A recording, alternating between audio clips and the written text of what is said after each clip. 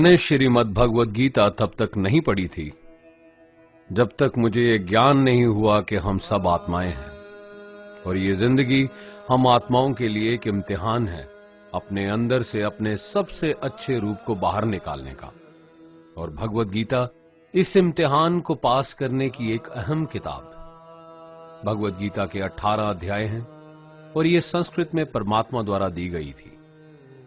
समय के साथ संस्कृत भाषा रोजमर्रा की जिंदगी से निकल गई और ये ज्ञान मनुष्य से दूर हो गया। समय समय पर भगवद गीता के साधारण अक्षरों में अनुवाद किया गया। इसी कोशिश को आगे बढ़ाते हुए आने वाले 9 मिनटों में भगवद गीता के कुछ अहम हिस्सों को अपने गुरु के आशीर्वाद से एक आसान रूप में मैं अपने 7 बिलियन भाई बहनों के चरणों में समर्पित कर रहा हूं। ये ज्ञान परमात्मा ने भगवान कृष्ण के द्वारा सबसे बड़े धर्म युद्ध महाभारत की रणभूमि कुरुक्षेत्र में अर्जुन को कुछ 5000 साल पहले दिया। ये वो वक्त था जब धर्म का बार बार उल्लंघन हुआ, परमात्मा का डर मनुष्य से निकल गया। लालच की होड़ में भाई ने भाई को मारने की कोशिश की और यही नहीं, एक ब्याहता औरत को भरी सभा में अपने बड़ों के सामने अपमानित किया गया। इससे पहले कि मनुष्य जाति धर्म युग से निकलकर पूर्ण रूप से कलयुग में जाती, युद्ध की रणभूमि में युद्ध से कुछ पहले परमात्मा ने गीता भगवान कृष्ण के द्वारा मनुष्य जाति के कल्याण के लिए दी। ऐसे ही जैसे कभी तुरा मोसेस को, गॉस्पेल जीसस को और कुरान प्रॉफिट मोहम्मद को दी। गीता, बाइबल, कुरान, तुरा, गुरु ग्रंथ साहिब परमात्मा द्वारा दी गई किताबें हैं जो किसी एक धर्म के लिए नहीं बल्कि पूरी मनुष्य जाति के लिए है, पूरी इंसानियत के लिए है, सब आत्माओं के लिए है। क्योंकि ये आत्मा को परमात्मा के बारे में, उसकी सृष्टि के बारे में और सबसे अहम ये उन कायदों के बारे में समझाती है जिनका आत्मा को मनुष्य के रूप में हर हाल में पालन करना होगा, रक्षा करनी होगी। और इन्हीं कायदों की बुनियाद पे एक आत्मा को शरीर त्यागने के बाद परखा जाएगा और इस परीक्षा से पास होने पे हमेशा के लिए इस जन्म और मृत्यु से मुक्ति मिलेगी। परमात्मा भगवद गीता में कहते हैं कि मैं ही सबकी शुरुआत हूं, मैं शुरू से भी पहले था और सब खत्म होने के बाद भी रहूंगा। सब मुझ में है और मैं सब में हूं। जो भी तुम छू सकते हो, देख सकते हो, चख सकते हो या सुन सकते हो, वो सब मैं हूं। ये नदियां, पहाड़, सूरज, ग्रहण, चांद, सितारे सब मैंने बनाए हैं। मैंने ही भगवान, शैतान, राक्षस और इंसान बनाए। मैं सर्वव्यापी हूं, सब में रहता हूं, सब में मैं हूं, मैं ही हूं।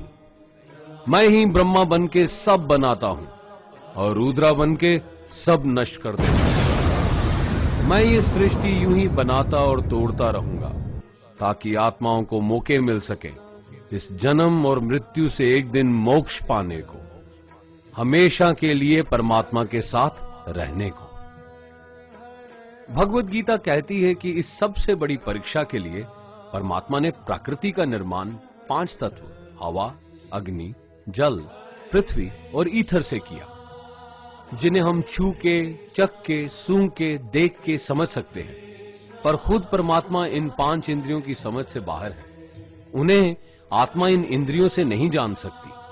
आत्मा 5 इंद्रियों के साथ वैसे ही है जैसे एक लोहे का रोबोट जिसे अपने बनाने वाले का कोई पता नहीं। अर्जुन को भी परमात्मा का विराट रूप देखने के लिए भगवान कृष्ण ने दिव्य नेत्र दिए।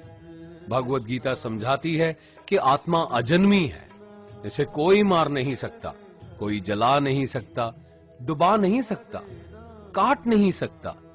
लेकिन आत्मा को परमात्मा के साथ हमेशा रहने के लिए ये परीक्षा रूपी जीवन में बैठना ही पड़ेगा।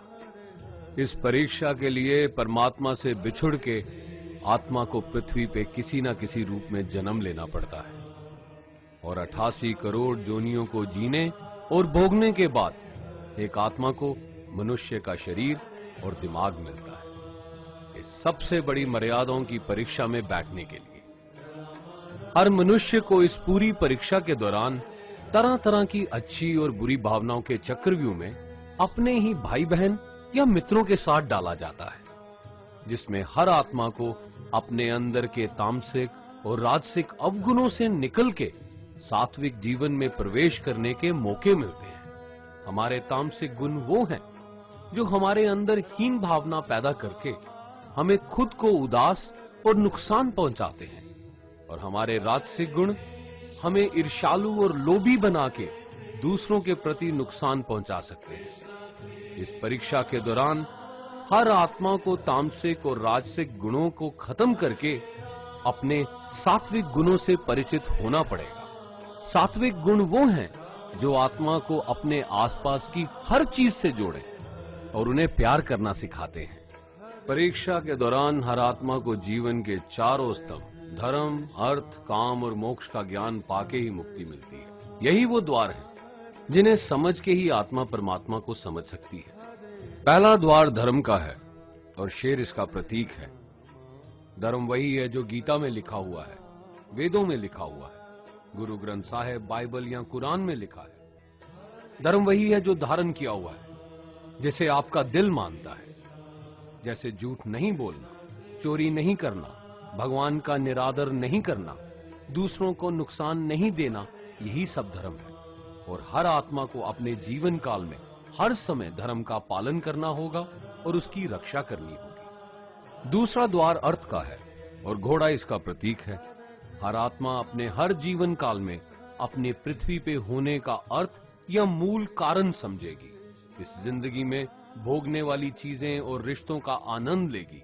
अच्छा बेटा या अच्छी बेटी, अच्छा भाई या अच्छी बहन, अच्छा पति या अच्छी पत्नी बनके हर दुनियावी रिश्ते पर खरी उतरेगी और इस परीक्षा को पास करेगी।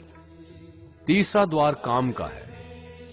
भगवत गीता समझाती है कि हर मनुष्य के अंदर काम, क्रोध, लोभ, मोह, अहंकार और ईर्ष्या जैसी 6 भावनाएं हमें अपने और दूसरों के प्रति नुकसान पहुंचा सकती हैं। इन भावनाओं को हर मनुष्य को हमेशा अपने नियंत्रण में रखना होगा, क्योंकि इनके बहाव में किया हुआ कोई भी काम हमारे जीवन भर की परेशानी का कारण बन सकता है। और एक आत्मा संतोष और सादगी से इन भावनाओं पे हमेशा के लिए विजय पा सकती है। चौथा स्तंभ मोक्ष का है और हाथी इसका प्रतीक है। इस परीक्षा रूपी जीवन में हर मनुष्य हर समय कुछ इच्छाएं रखता है। कुछ इच्छाएं एक ही जन्म काल में पूरी हो जाती हैं, पर कुछ अधूरी रह जाती हैं और उनके पूरा होने के लिए आत्मा को वापस पृथ्वी पे आना पड़ता है। भगवत गीता समझाती है कि हमारी इच्छाएं ही मूल कारण हैं हमारे पृथ्वी पे वापस आने का, और अगर हम कोई भी इच्छा ना रखें तो हम इस जीवन और मृत्यु से मुक्त हो सकते हैं। ये द्वार माफी का भी है। जिन्होंने आपके साथ बुरा किया उनको माफ करके और जिनसे आपने बुरा किया उनसे माफी मांग के मुक्ति पाई जा सकती है। जब तक आत्मा इन चारों दरवाजों धर्म, अर्थ, काम और मोक्ष को समझ नहीं लेती, तब तक आत्मा को बार बार इस मनुष्य रूप में आना ही पड़ेगा। परीक्षा का समय खत्म होते ही आत्मा शरीर और अन्य सब वस्तुओं का त्याग कर देती है।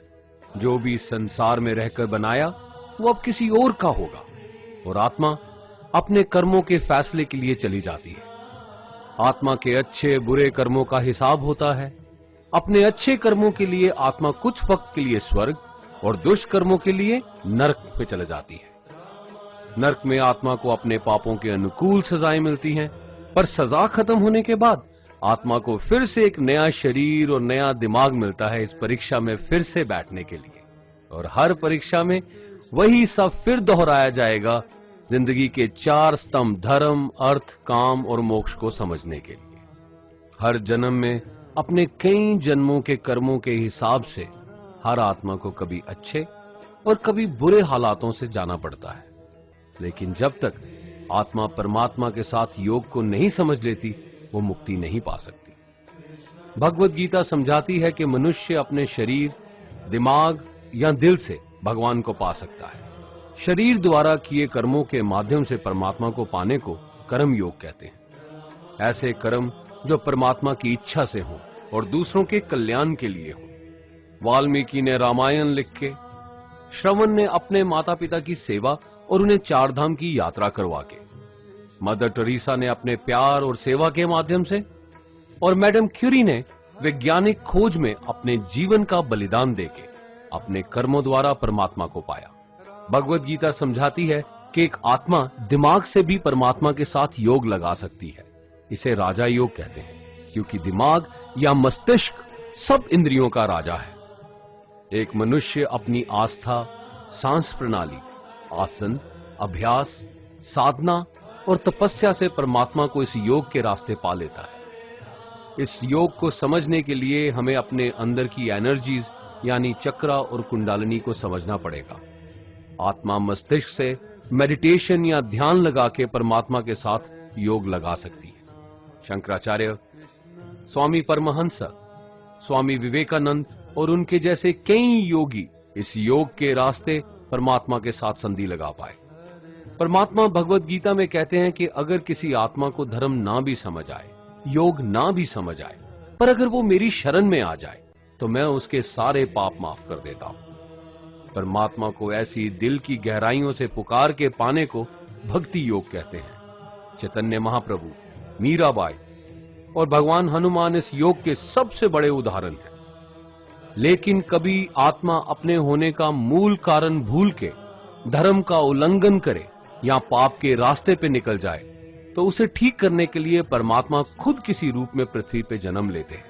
आइए श्री भगवत गीता, गुरु ग्रंथ साहिब, तुरा, बाइबल, कुरान या ऐसी किसी भी दीनी किताब को पूरा पढ़ के इस जिंदगी के असली मायने समझें और परमात्मा के साथ योग लगाएं। अगर आपने इसे पसंद किया तो इसे औरों को बांटिए ताकि सब आत्माएं अपने यहां होने का मूल रूप समझ सकें और इस जन्म और मृत्यु से मुक्ति पाके हमेशा परमात्मा के साथ रह सकें। धन्यवाद।